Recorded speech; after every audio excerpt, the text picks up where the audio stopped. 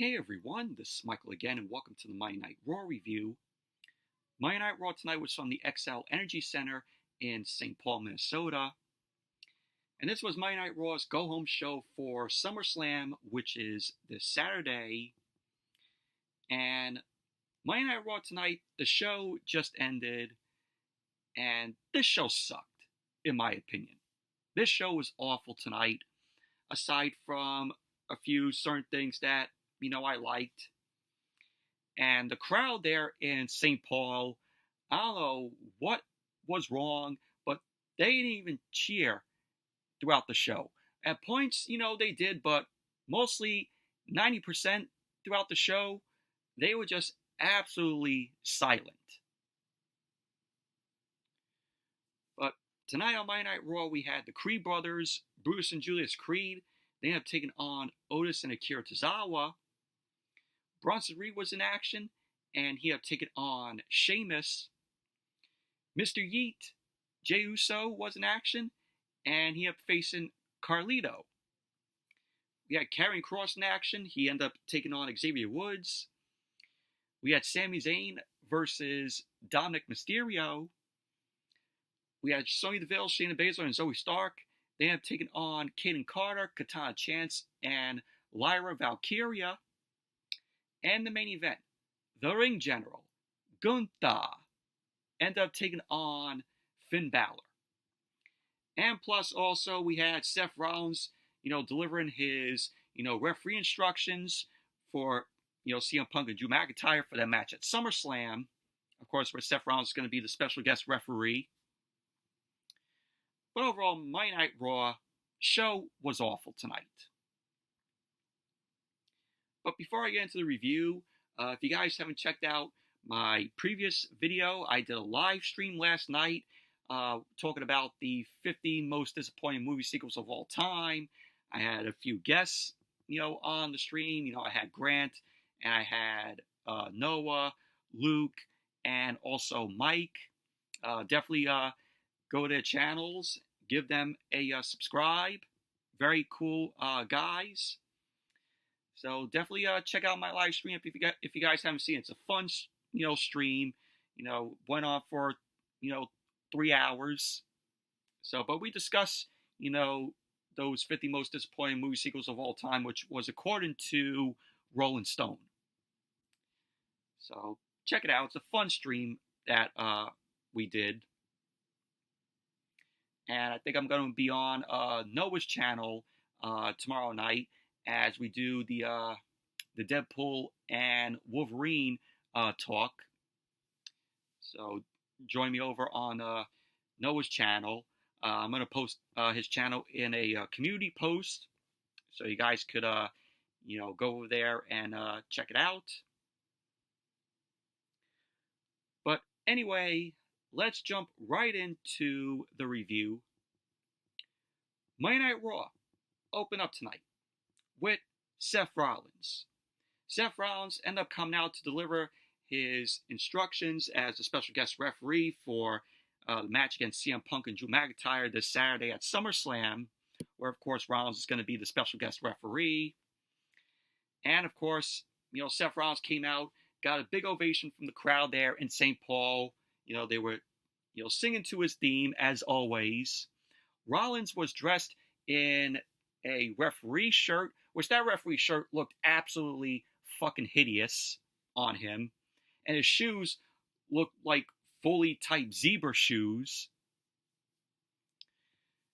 So we had Rollins end up getting on the mic. He ended up greeting St. Paul. He ended up saying, "Welcome to Monday Night Rollins." Of course, he does his shtick where he goes, "I am a visionary, I am a revolutionary, I am Seth frickin' Rollins." He ended up saying SummerSlam is only 5 days away. And we're 5 days away from the hotly anticipated contest match between Drew McIntyre and CM Punk. Rollins ended up saying that both McIntyre and Punk are here tonight to lay out some rules and regulations for that contest. So Rollins ended up suggesting, why don't we bring out these two morons, as he called, McIntyre and Punk. So CM Punk ended up coming out first. He got a huge applause there in St. Paul. And he ended up greeting, some of the crowd there. So then CM Punk got into the ring. And then Drew McIntyre came out. Drew McIntyre headed his way to the ring. And as McIntyre was making his way down, he had a grin on his face as he looked on Punk. Punk locked eyes on McIntyre. And he ended up watching McIntyre getting into the ring. So Rollins stood between both McIntyre and Punk. He ended up saying that there is a lot of tension here, and that they're here to talk about rules and regulations. Rollins ended up saying that he has to tell Punk and McIntyre that something that came from Adam Pearce. So Rollins ended up saying that both McIntyre and Punk cannot touch each other, or the SummerSlam match will be off. Punk then rolled out of the ring, and he stood by the commentary table. So McIntyre got on the mic. He ended up saying to Punk, well, you don't have to be afraid because I can wait until Saturday. Punk then got on the mic, ended up saying that he's not afraid of anything McIntyre can do, and that he is afraid of what he will do to McIntyre. Punk ended up saying that he's taken himself out of the situation. So Rollins ended up saying that he knows Punk is used to being in control and going his way. But that's not how this will work. So Rollins was taking shots at Punk there, with Punk, was used to being in control of how, everything goes and the match goes. So Rollins ended up saying that it's not how SummerSlam will work. He ended up saying that he volunteered to be the ref for the match because these two idiots, Punk and McIntyre, scared off all the refs. Rollins ended up saying that he could take off his ref shirt, give it to Adam Pearce, and call the whole match off. However, Rollins ended up saying that he wants to see both Punk and McIntyre fight. He ended up saying that McIntyre wants this fight, and the people of St. Paul want this fight. He ended up saying that if Punk wants this fight, he better get his ass back in the ring. So Punk then called Rollins a boot-licking office boy. He ended up telling Rollins to enjoy this power while he can. So McIntyre ended up telling Rollins to ignore Punk. He ended up saying that him and Rollins don't always like each other, but their relationship is a professional rivalry. McIntyre ended up saying that sometimes he's an arse, and sometimes Rollins is an arse. He ended up saying that they both want what is best for the future of the company. He ended up saying that Punk is not what's best for the future of the company, and that he is a cancer. And McIntyre was like, oh, well, now he's trying to be a corporate man. He ended up saying that Punk is in management's ear, and the kids' ears in NXT. McIntyre ended up saying that Punk is going to screw it all up, and that he is the real enemy. So Rollins ended up saying that McIntyre is an idiot, and has said many things wrong in his life. But he's right that if anyone hates Punk more than him, more than McIntyre, it's, him. It's Rollins. He ended up saying, however, if there's anyone who hates McIntyre as much as CM Punk, it's himself. It's Rollins. So Rollins ended up saying that if they wouldn't mind shutting up for a few seconds, he'll get to the rules and regulations of what will be a violent masterpiece at SummerSlam. I don't think it's going to be a masterpiece. I think it's going to be a very good match here. So Rollins ended up saying that there is only one rule and regulation, and that they will listen to everything he has to say. Rollins ended up saying that he's calling the shots, and that he is the boss. He is the law, and he counts to 3 when he wants to count to 3. They'll tap out when he says. So Punk was shown laughing at that. Rollins ended up saying that if there is a count out to be had, who knows? He might count to 10, 20, or 1,000,000. He ended up saying disqualifications are at the ref's discretion.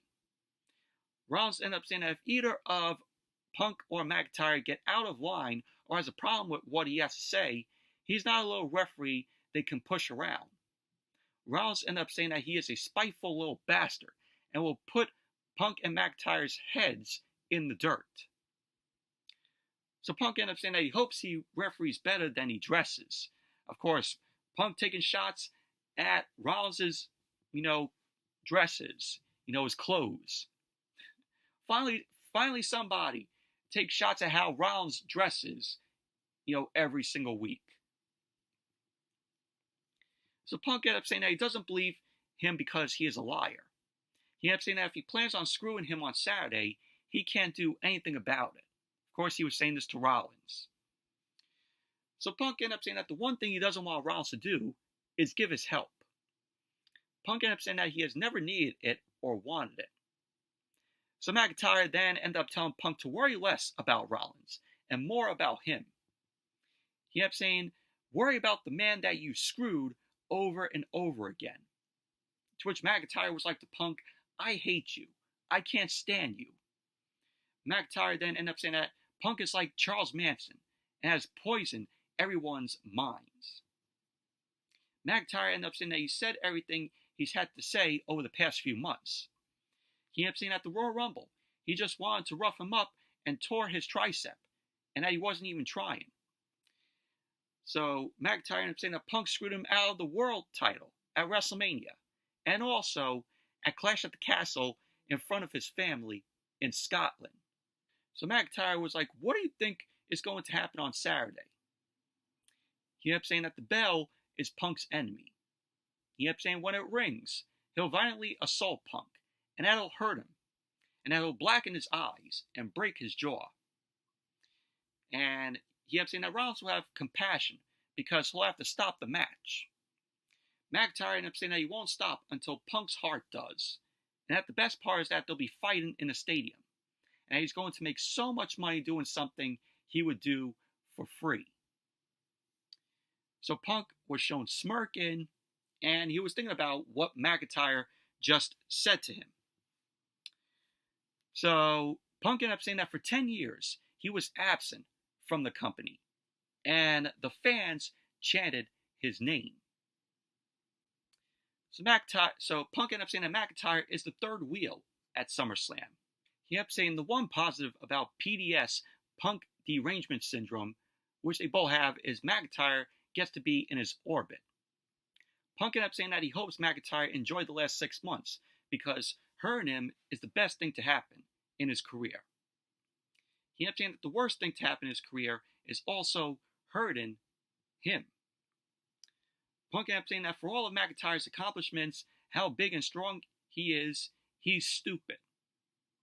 He ended up saying that McIntyre continuously dumps himself out of things such as the world title at WrestleMania. So Punk ended up saying that McIntyre is his enemy, but he's not his worst. He ended up saying that McIntyre is his own worst enemy. He ended up saying this Saturday, McIntyre is stepping into the ring with the best in the world. Punk ended up saying that he isn't as tall, big, and fast as McIntyre, but he's got a heart. Punk then ended up saying that he also has the people chanting his name, to which the crowd ended up chanting for Punk. So Punk ended up saying to McIntyre, what do you have? McIntyre then held up Punk's bracelet, of course the bracelet of, AJ Lee's name and Punk's dog, Larry. Punk then got into McIntyre's face. But of course, neither one of these guys could put a hand on each other, so they just went face to face. And McIntyre ended up saying that Punk has no idea what is coming for him on Saturday. And that was how the segment ended. But overall, I thought this was a decent segment to open Monday Night Raw here. Really enjoyed this. We know about the referee, instructions from Seth Rollins to both Punk and McIntyre and how the match, will go down with Rollins calling all the shots as the ref. But I liked it.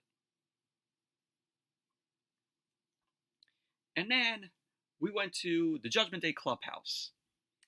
Rhea Ripley, Dominik, and Finn Balor, JD McDonough were standing in the clubhouse, and their clubhouse was damaged. Carlito came in, and he is not happy that the PS5 was destroyed. So Dominik ended up wondering who did this. Oh, no shit. You should know who did this. Rhea Ripley ended up saying to Dominik, the writing is on the wall, and that Liv Morgan did it. So Rhea ended up saying that they can rebuild the clubhouse, but Liv Morgan cannot undo the damage that she'll do to her at SummerSlam. Rhea ended up saying that Liv stepped over the line way too far. Carlito then came up, he ended up asking, oh, are we getting a new PlayStation? Are we getting a new PS5? So Dominik led Carlito away. And Rhea Ripley wanted to know why Carlito is still here with the Judgment Day. And that was basically that. But I find it funny that Carlito just cared about the PS5 and not everything that was going on there with the clubhouse being damaged by Liv Morgan. Pretty stupid for Dominik to say, oh, who did this?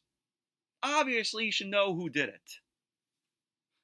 The girl that you said, I hate you to last week and made her cry. And then, as Monday Night Raw came back from the commercial, we went back to the Judgment Day clubhouse. Finn Balor and JD McDonough were still there. Rhea Ripley, Carlito, and Dominik were also there. And Damian Priest came in. Damian Priest ended up asking if Liv Morgan did this. And they all confirmed that it was Liv. Priest then turned to Balor, ended up saying that he feels like he should be in his corner against Gunther later on tonight. Balor ended up telling Priest to save himself for SummerSlam. Balor then ended up saying that Gunther insulted them all and will fix him up. Balor then ended up asking Priest if he'll fix up Jey Uso and Sami Zayn. To which Priest ended up saying that they've already handled them and doesn't want to go backward. Rhea Ripley then ended up saying that she's been saying the same thing. So Dominik had a suggestion. He was like, oh well, maybe Carlito can take care of Sami Zayn. So Carlito ended up saying that he'll go talk to Adam Pearce. And pretty much that was basically that. So we had the match later on in the night, Carlito versus Sami Zayn. Then we went to the first match of the night. Otis and Akira Tozawa versus the Creed brothers, Brutus and Julius Creed. Otis and Akira Tozawa were accompanied by Maxime Dupree.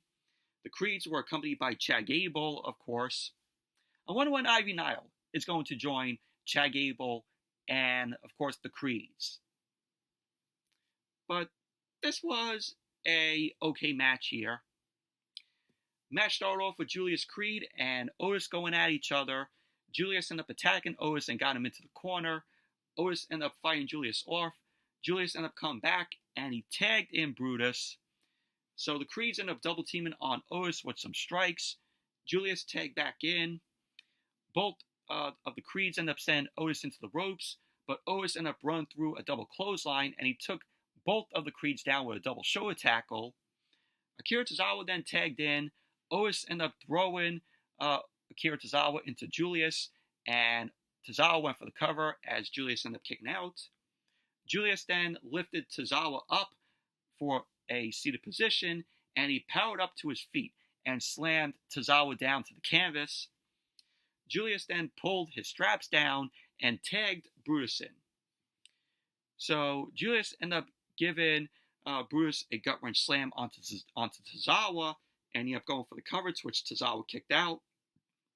Brutus then ended up powering Tozawa up. Tozawa ended up getting out, and he ended up going for a kick to Brutus, but Brutus ducked the kick. Tozawa rebounded and kicked Brutus in the head. Brutus then dropped Tozawa on the apron, but Tozawa ended up kicking Brutus back and headed to the top rope. And Tozawa delivered a missile dropkick, which sent Brutus out of the ring. Tozawa then ended up hitting a suicide dive, and he got Brutus back into the ring. And Tozawa here, we were looking at Tozawa from what we've seen on, if you remember, 205 Live. That was the Tozawa we saw tonight in this match. So Tozawa headed to the top rope, and Julius ended up pulling Brutus out of the ring. Tozawa lost his footing coming down from the top rope. Brutus then got into the ring and turned Tozawa inside out with a clothesline. And then Monday Night Raw went to commercial. Then when Monday Night Raw came back from the commercial, Tozawa was in control of the match. He ended up pinning Brutus with the DDT. So Otis was back on the apron. He ended up getting tagged in, which got a good ovation from the crowd. The crowd is just popping for Otis. Otis is over. So Julius ended up tagging in. Otis dropped Julius with a pair of clotheslines, and he rolled on the clothesline from Julius, and we had Otis end up pinning a clothesline to the back of Julius's head. Otis then avalanched Julius and sent him into the ring post, shoulder first. So Otis looked around, and Chad Gable got on the apron. Otis scared Chad Gable off the apron. Otis then ended up slamming Julius with the World's Strongest Slam. And then he did the Caterpillar elbow drop on Julius. Otis then headed to the top rope. He was trying to go for the Vader bomb, but Brutus ended up cutting Otis off. Otis then slammed Brutus down, and he punched Gable away. Julius then cut Otis off. The Creeds then ended up slamming Otis with the double team back superplex. And there you go. The Creed brothers ended up winning the match. Post-match, the Creed brothers ended up holding Otis up as Chad Gable was yelling at Otis, and he ended up punching Otis in the face. Tozawa was then knocked away. Gable then applied the ankle lock on Otis, and Maxine Dupree got involved. She ended up jumping on Chad Gable's back. Gable shook Dupree off, and he ended up shouting at her. Dupree then responded by slapping the hell out of Chad Gable. Slapped Chad Gable in the face. So Dupree ended up squaring up like she wanted to fight Chad Gable. So then the lights started to go off in the arena. Maxine Dupree, Tozawa, and Otis ended up running away. Of course, we had the sound of the piano keys, the ding, ding, ding, like that. And so we saw 3 members of the Wyatt Six walked out to the stage. And Gable and the Creed brothers were preparing to fight them. So the 3 members of the Wyatt Six end up making their way to the ring. The 3 members of the Wyatt Six got on the apron. And what I really liked here, and I thought this was good, I like that WWE did this. We saw all 3 members of the Wyatt Six take off their masks. And of course, it was revealed to be Eric Rowan, Dexter Lumis, and Joe Gacy. Dexter Lumis had the dreads going, which looked cool. So we had Nikki Cross end up coming off the top rope from out of nowhere. She ended up hitting Chad Gable with a flying death press. So Dexter Lumis and Joe Gacy grabbed both of the Creed brothers, and Dexter Lumis and Joe Gacy ended up hitting both the Creeds with Uranagis. Dexter Lumis then hit the ropes. Joe Gacy then powerbombed Dexter Lumis onto both of the Creeds. Eric Rowan then sized the Creeds up, and he ended up delivering a double cross body block to the Creeds. And then we had the piano key was heard again. Chad Gable backed away up the aisleway, and in the back of Chad Gable, we saw Uncle Howdy's Silla Howdy. So Gable stopped. He turned to see Uncle Howdy. Gable then ended up running away, and so Uncle Howdy was shown laughing, and that was basically that. But overall, I thought this was awesome.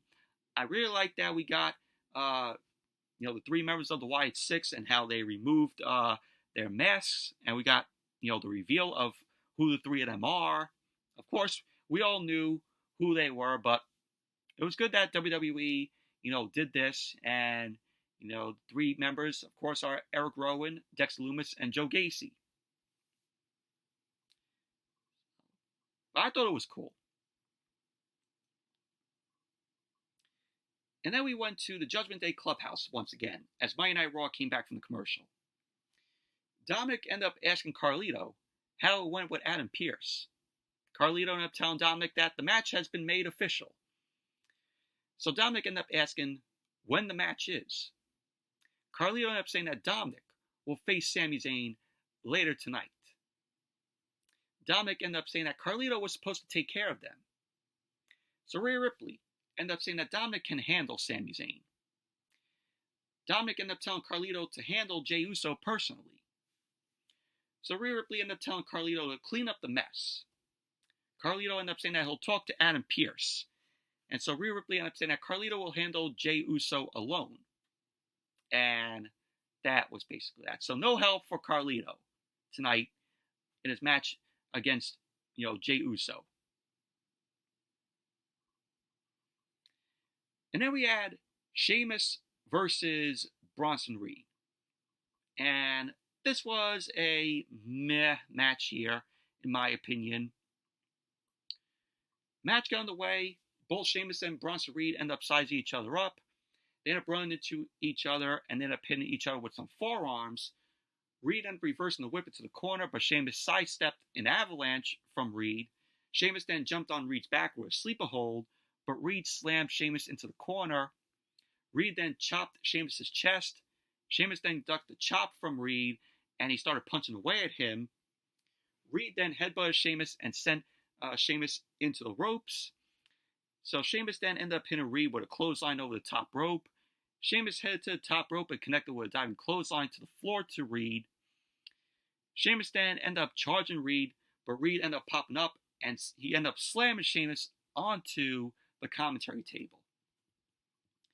So then as Monday Night Raw came back from the commercial, Sheamus ended up fighting up from rest hold, and he started punching out of the rest hold, locked in on Reed. Sheamus then hit the ropes, but Reed ended up clobbering Sheamus with a clothesline. Reed ended up pulling Sheamus up. He started talking trash to Sheamus, and that just fired Sheamus up. Sheamus started viciously clubbing away at Reed's chest, but Reed didn't go down. It did nothing to Reed. Reed then ended up lifting Sheamus up, but Sheamus slid off, and he ended up hitting a running knee to Reed's face. He ended up going for the cover, to which Reed kicked out. Sheamus then went to lift Reed, but he couldn't get him up, since Reed is so, big. Sheamus then ended up booting Reed away from the corner. He powered up to the top rope. Sheamus came off with the top rope with a diving clothesline, but Reed avoided that. Reed quickly ended up hitting the Death Valley driver. He ended up going for the cover, and Sheamus kicked out. Reed then went to the top rope, but Sheamus cut Reed off. Sheamus stood on the second rope, and he powered Reed up, and he delivered the white noise to Reed. Sheamus ended up going for the cover, and Reed ended up kicking out. So Sheamus ended up grabbing Reed, and he delivered the 10 beats of the Botterin on Reed. Sheamus completed, 16 blows to Reed, and then Chad Patton, who was the ref, had to pull Sheamus away. Reed then collapsed back into the ring. Sheamus ended up going to the corner. He sized Reed up for a bro kick. So the referee was still checking on Reed. So then all of a sudden, Pete Dunne popped up on the apron, and he ended up smashing Sheamus in the face with a shillelagh. Of course, Sheamus, used to carry around, a shillelagh, of course. So with Pete Dunne hitting Sheamus with the shillelagh, that gave Reed the chance to head up to the top rope, and he delivered the tsunami on Sheamus. Reed ended up going for the cover, and there you go. Bronson Reed ended up winning the match, and Pete Dunne was shown seated at ringside. He looked pleased with himself because he ended up hitting Sheamus with the shillelagh, and that was basically that. But overall, I thought the match was just very meh, in my opinion. And then we had a video promo from Damian Priest. He ended up saying that there has been a lot of talk about his past, especially how he was raised and lived on the street. He ended up saying all the talk is coming from a guy who has no idea what he's talking about. He ended up saying that Gunther was given the best training team, and people told him how great he was. Priest ended up saying that Gunther has no heart, and streets trash translates to him being a Puerto Rican badass. He ended up saying that Gunther is a European product of ingenuity, which translates to Gunther being an asshole. He ended up saying that the ring was supposed to be a place of salvation. And at SummerSlam, the ring will become the street. Priest ended up saying that Gunther's ass will get mugged because he'll rob him of the idea that he can take the World Heavyweight Championship. Priest ended up saying that he has fought for everything he has.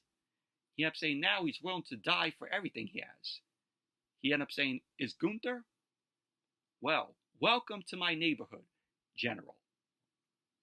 So that's what Priest had to say. Pretty, decent, video promo from Priest here. Of course, I'm looking forward to the match on Saturday between the both of them. I think it's going to be a very good match. And then we had a video promo from Braun Breaker. Braun Breaker ended up saying that he's not here to talk down about Sami Zayn. He ended up saying that he doesn't even dislike Sami. He ended up saying that Sami is at the top of his game and profession as a stand-up comic. Of course, Sami Zayn, has been doing these comedy shows. So Braun Breaker ended up saying that at Money in the Bank, he thought he was facing a stand-up comic. He ended up saying that it was a rookie mistake, but it made him realize the difference between them. So Breaker ended up saying that Sami Zayn has always accepted the fact that he's going to lose at SummerSlam. He ended up saying that there is nowhere for Sami to run. Sami is preparing for life after WWE and, himself, Braun Breaker. He ended up saying Sami Zayn and Friends is promoted every week. He ended up saying that Sami Zayn tells jokes for his preparation. He has been in the gym, hungry and training like a dog. So Breaker ended up saying that this Saturday, the joke is on Sami, and the Intercontinental Championship will be on him. And that was what Braun Breaker had to say. But, another, decent video promo, with Braun Breaker here. And then we had Jey Uso versus Carlito. This was just a very meh match here. Very easy win for Jey Uso here. So the match got underway. Carlito ended up charging at Jey. Jey ducked Carlito and dropped Carlito with a super kick. He ended up going for the cover. Carlito kicked out. Carlito then rolled out of the ring, so Jey Uso ended up hyping up the crowd. Jey hit the ropes. He connected with a suicide dive to Carlito. Jey got Carlito back into the ring and knocked him to the corner with a right hand. Jey then ended up punching Carlito down. Jey ended up approaching Carlito, but Carlito pulled Jey shoulder first into the ring post. Carlito then ended up hanging Jey on the top rope, and Carlito hit a spinning neckbreaker to Jey. So then as Monday Night Raw came back from the commercial, Jey was fighting up from a surfboard stretch from Carlito. So Carlito ended up taking Jey down with a TKO. He ended up going for the cover, to which Jey kicked out. He had Carlito end up taking a bite of his apple, later on in the match, but the referee ended up admonishing Carlito. Jey then schoolboy Carlito, and Carlito kicked out. Jey then ended up hitting Carlito with a spear, and chunks of bites of apple came out of Carlito's mouth as Jey speared him, which I gotta say, Jey Uso's spears look absolutely awful, in my opinion. So Jey ended up going for the cover, and there you go. Jey Uso ended up winning the match, and pretty much Carlito, once again, takes another L. Not surprised. But overall, very meh match it was. And then we had Jackie Redmond. Jackie Redmond was backstage with Zelina Vega. Jackie Redmond ended up mentioning that Zelina Vega defeated Zoey Stark, despite not being 100% last week.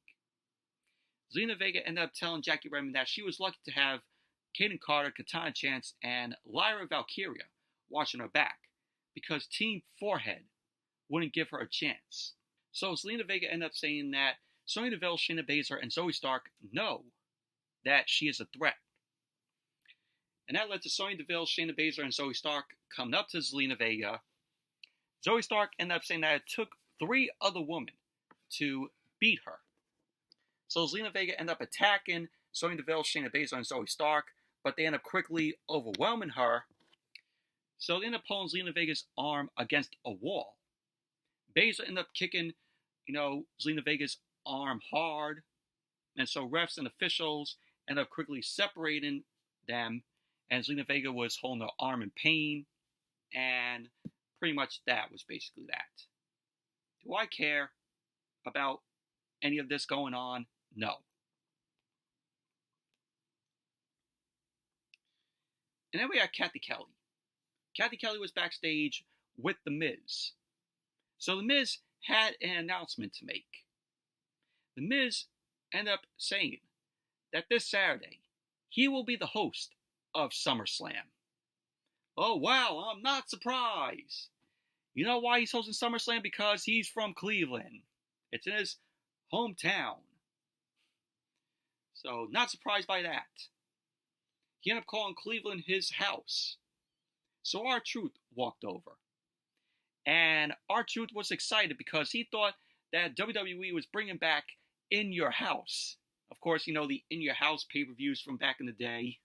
And now, In Your House is a part of one of, NXT shows. R-Truth, go to NXT. You'll get a In Your House show there when they do it. So The Miz ended up telling R-Truth that Cleveland is his hometown. R-Truth ended up saying that he thought he lived in LA before wondering how Miz would host SummerSlam in a house. So Miz clarified that he is the host. And Truth ended up saying that, oh, well, I'll help you with the party favors. Truth ended up saying that he will bring the Ars Divorce to Miz's house. And that was basically that.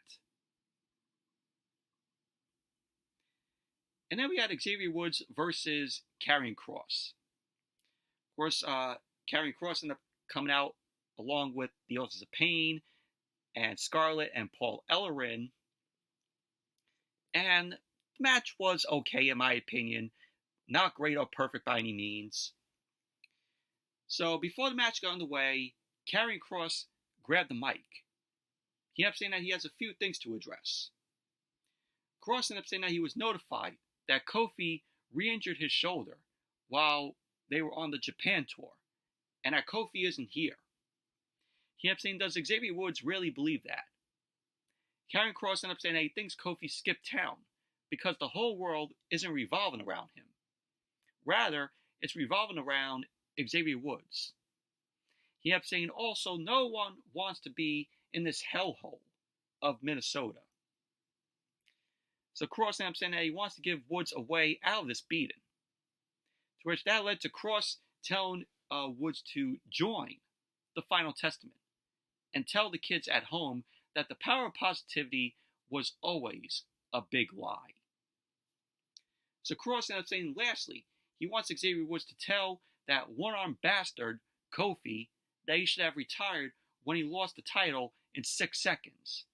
So that irated Xavier Woods, and Woods ended up punching Kross in the face. The match got underway, the bell rang. Woods ended up mounting Kross, and he started punching away at him. Woods ended up letting Kross up. He ended up clotheslining Kross over the top rope.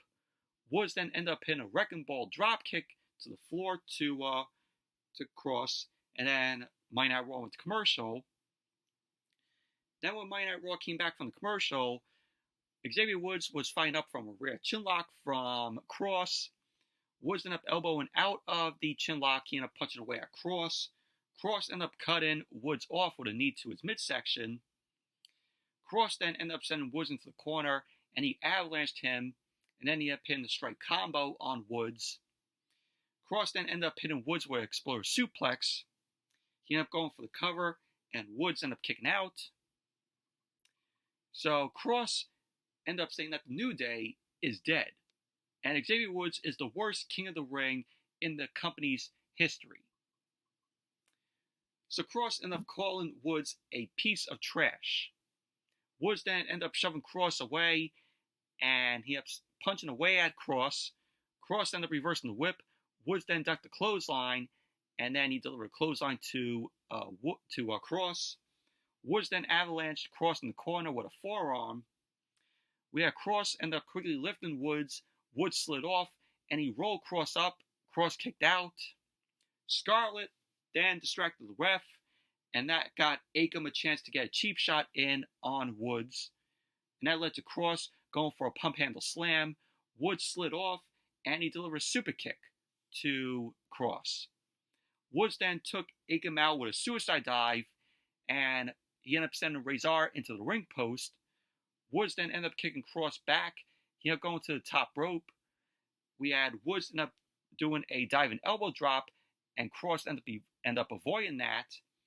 And that led to Kross hitting the final prayer on Woods. He ended up going for the cover, and there you go. Karrion Kross ended up winning the match. Overall, the match was okay, but curious to see where Xavier Woods will land. Will he join the Final Testament? They've been playing this, around. We all thought that maybe Xavier Woods would join the Final Testament, but then he was like, no. And then they sort of kind of like, not did it at first, but now they're bringing, it back to thinking, oh, will Woods join the Final Testament? But to me, I hope that they don't break up the New Day. I hope not. So then we had a video that was shot earlier in the day where we saw Jesse the Body Ventura, of course, WWE Hall of Famer. He arrived at the arena. He was greeted by Triple H because, of course, Jesse Ventura was the former governor of Minnesota. So he was there. And then we went to Jackie Redmond. Jackie Redmond was interviewing Sami Zayn. She ended up asking Sami Zayn about what Braun Breaker said, earlier in his video promo. Sami Zayn ended up saying that Braun Breaker is criticizing him for hosting a comedy show. But he did that the night before Money in the Bank, and he had beaten Braun Breaker. He ended up saying that Breaker underestimated him. And Sami Zayn ended up saying that he knows he isn't anymore. He ended up saying that Breaker has taken every opportunity to attack him. He ended up saying last week he had a nice moment with Jey Uso, but Breaker ended up spearing him. Sami Zayn ended up saying that he knows he's a hungry young guy, but his attitude has changed. Sami ended up saying that he's going to beat Breaker's ass. He ended up saying that as far as the Judgment Day and Dominik Mysterio, he'll handle him now. So then we saw the camera end up following Sami Zayn through the backstage area, through gorilla position, as Sami made his way out. So pretty much that was basically that. And as Monday Night Raw came back from the commercial, we saw Liv Morgan. This was a video of Liv Morgan, and she was standing in front of a burning barrel. Liv ended up saying that it's hard to have your heart ripped out. She ended up saying that she can barely breathe, and she would have done anything for Dominik. Liv ended up saying that she put Dominik on a pedestal and treated him like the man she thought he was. She ended up saying that Dominik isn't a man.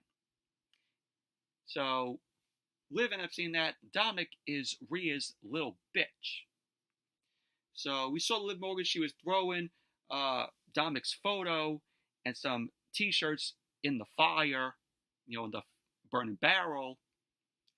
Liv Morgan ended up saying that she wishes she could take back every tear she wasted on Dominik. She ended up saying instead, she'll make Dominik's life hell.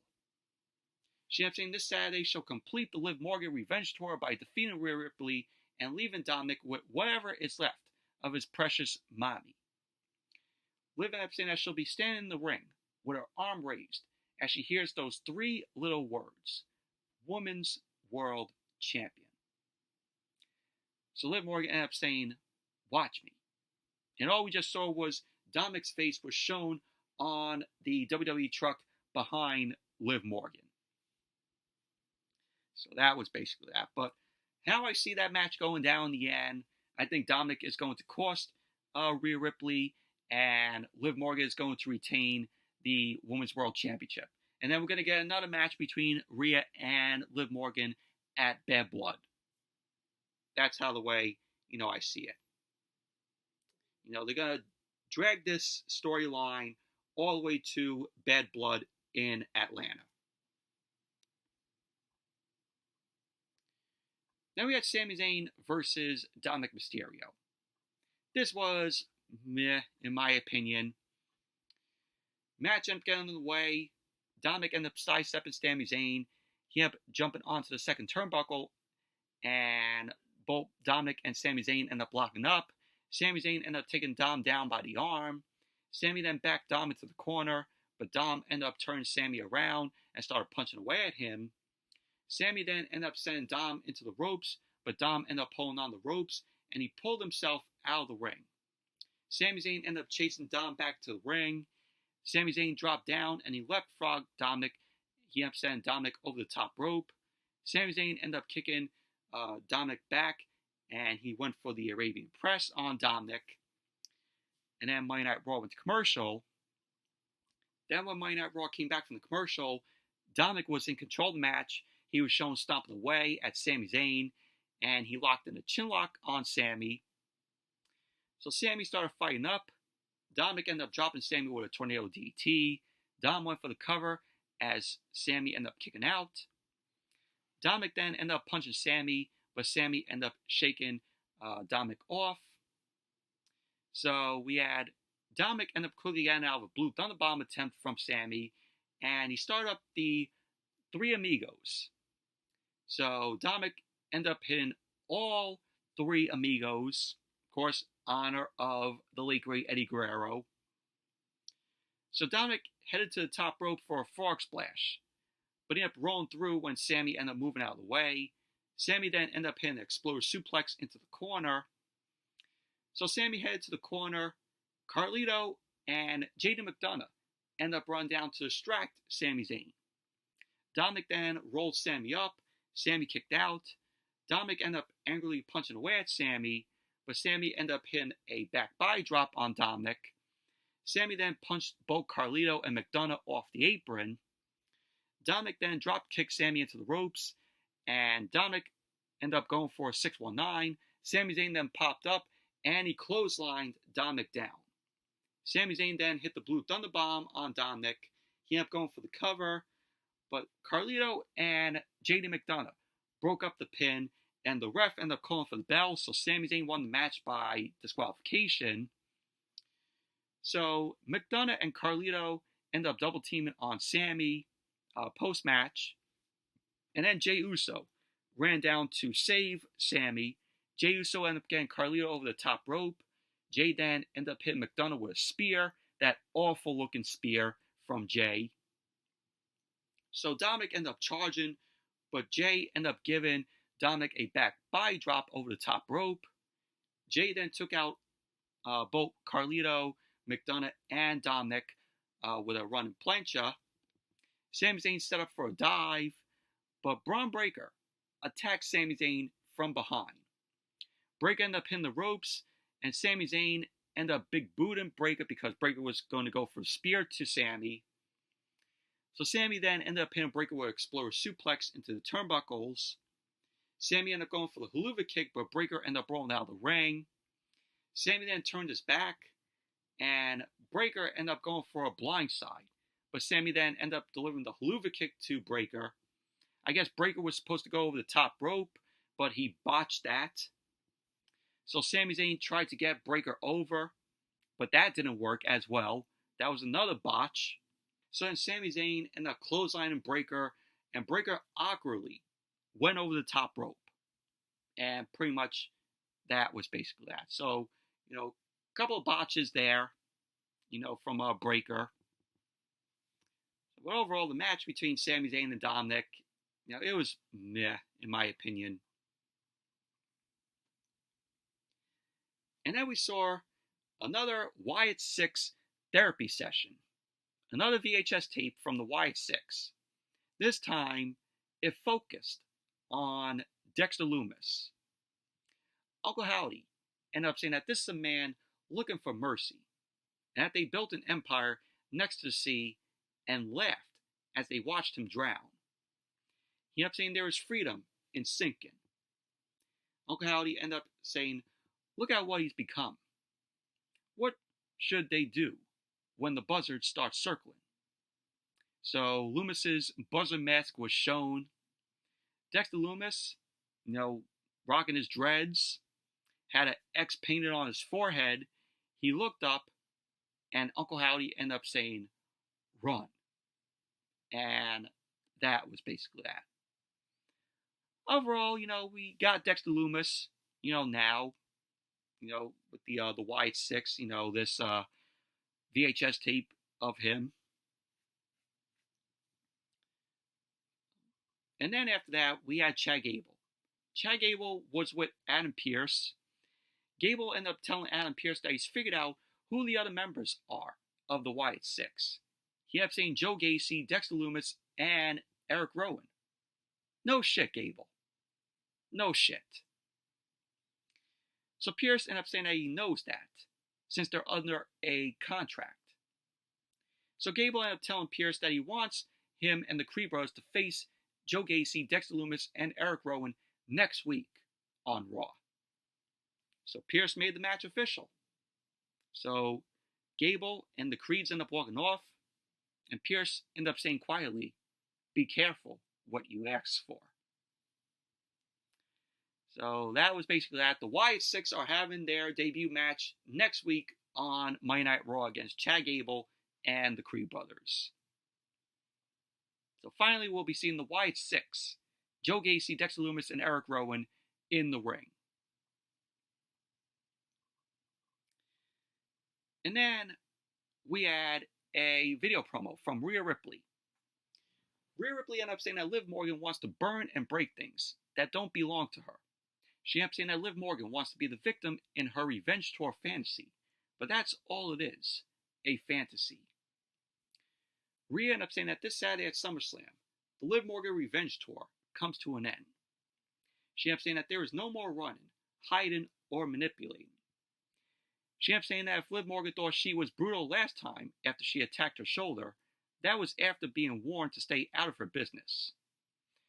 Rhea ended up saying that Liv Morgan not only took 3 months of her career by injuring her shoulder, but she also took her Women's World Championship and her family, her Latino heat. So Rhea ended up saying that Liv Morgan wants her to be the demon in her fantasy dream. But at SummerSlam, she will get her revenge. So that was what Rhea Ripley had to say. So it's going to be, of course, Rhea Ripley versus Liv Morgan for the Women's World Championship this Saturday. But I sense that Liv Morgan is going to retain the title because Dominik is probably going to turn on Rhea Ripley. Then we had a 6-woman tag team match. Lyra Valkryria, Katana Chance, and Kayden Carter versus Sonya Deville, Shayna Baszler, and Zoey Stark. Did I care for this match? No. Did I even care for it? Went to the bathroom. When I came back, the match was almost over. So the match ended with Zoey Stark ended up hitting the Z360 on Katana Chance. Sonya Deville, Shayna Baszler, and Zoey Stark won the match. Post-match, Sonya Deville, Shayna Baszler, and Zoey Stark stood tall in the ring, and Damage Control ended up coming out. Dakota Kai, Io Sky, and Kairi Sane, they came out. They charged the ring and attacked Sonya Deville, Shayna Baszler, and Zoey Stark. Io Sky ended up going to the top. She ended up hitting over the moonsault to the floor onto Sonya Deville, Shayna Baszler, and Zoey Stark. And Damage Control stood tall in the ring. So what this basically is Damage Control are suddenly baby faces. So when did that happen? Just out of the blue, Damage Control are baby faces. Then after that, we had a video promo from Gunther. This was done earlier in the day. Gunther was in the arena Of course, empty seats. Gunther ended up saying that last week. He gave Damian Priest the easy way out for the second time.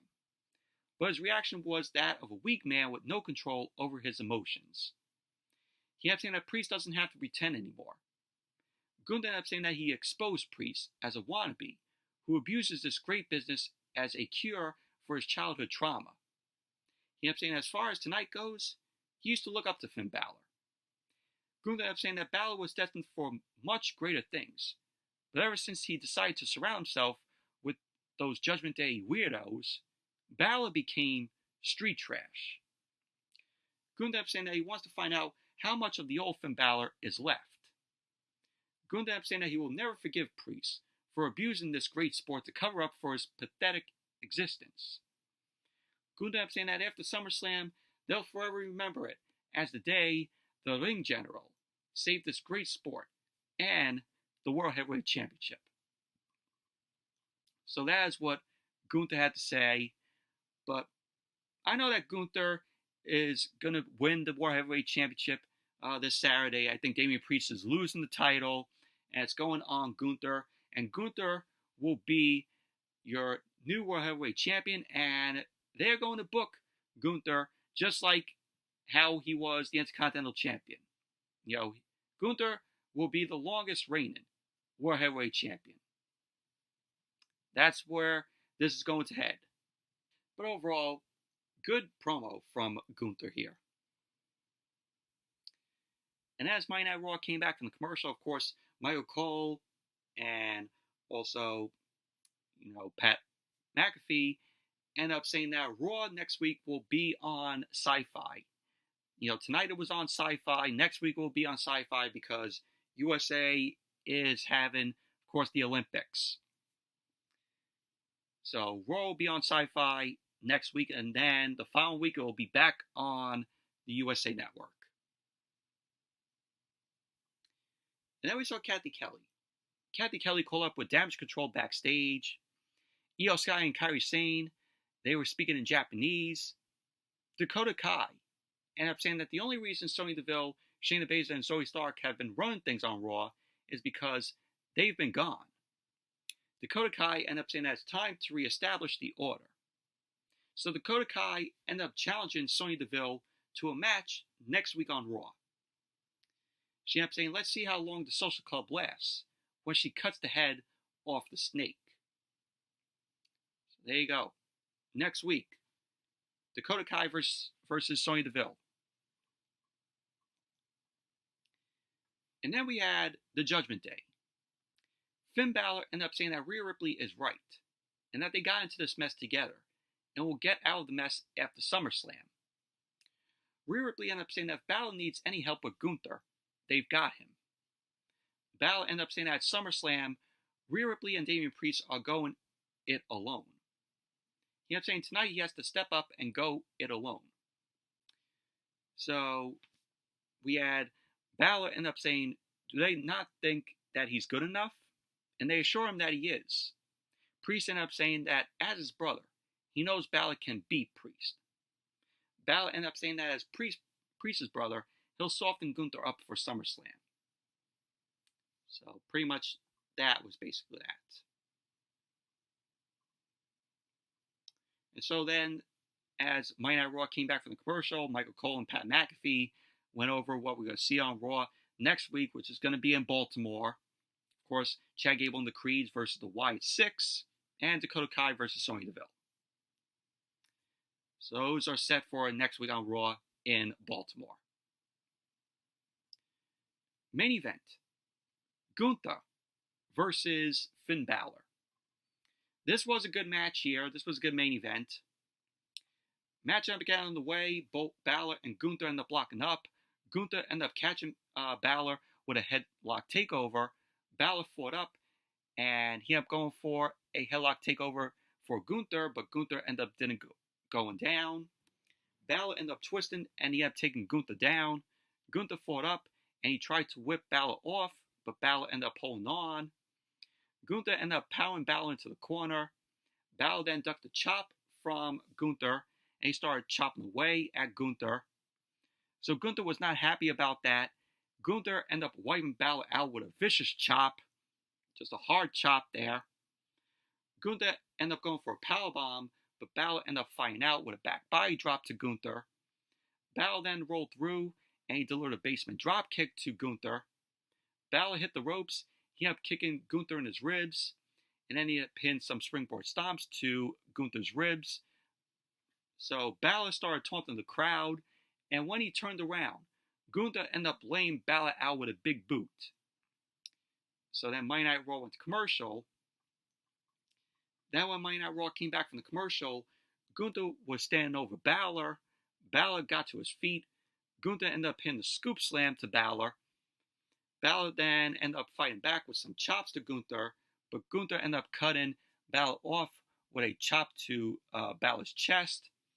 And Balor's, chest was beat red from, the chops from Gunther. So Gunther ended up connecting with a back suplex to Balor. He ended up going for the cover, to which Balor kicked out. Gunther ended up grabbing Balor's legs and applied the Boston Crab. Balor was selling, the Boston Crab, in pain, and he reached for the ropes to break the Boston Crab. Gunther ended up putting Balor in the corner, started clubbing Balor's back. Gunther put Balor on the top rope and started clubbing Balor again. So Balor ended up elbowing Gunther away, and Gunther ended up chopping Balor's back. Gunther ended up going for a back superplex, but Balor twisted in midair, and he landed on Gunther hard. So at the end of the match, we had Gunther end up locking in a sleeper on Balor. Balor tried to fight out of it, but Balor began to fade. Balor then ended up fighting up to his feet. He tried to break the sleeper hold, but Gunther ended up putting the sleeper hold back on, and he took Balor down to the mat. The ref saw that Balor was unconscious, and the ref called for the bell. So there you go. Gunther ended up winning the match. Post-match, Gunther immediately put the sleeper hold back on Balor. Damian Priest ended up running down to make the save. Priest started punching away at Gunther. He knocked Gunther out of the ring. Gunther quickly slammed Priest into the barricade, but Priest shook it off and continued to attack Gunther. Priest then sent Gunther over the commentary table, and Priest started punching away at him. Priest then ended up stomping Gunther's face, and he leapt off the commentary table with a club to Gunther's neck. Priest then ended up sending Gunther into the Prime Energy hydration station next to the commentary table, and they continued to brawl as Monday Night Raw went off the air. Overall, I thought this was a very good match between Gunther and Balor here. Really enjoyed it. But overall, just Monday Night Raw as a whole, this show sucked, in my opinion. This did nothing to hype me up for SummerSlam this Saturday. But awful show it was. But anyway, that's it for the Monday Night Raw review. Thank you all for watching. Hope you all enjoyed this review. Definitely give the video a thumbs up, comment, subscribe, and I'll see you all later.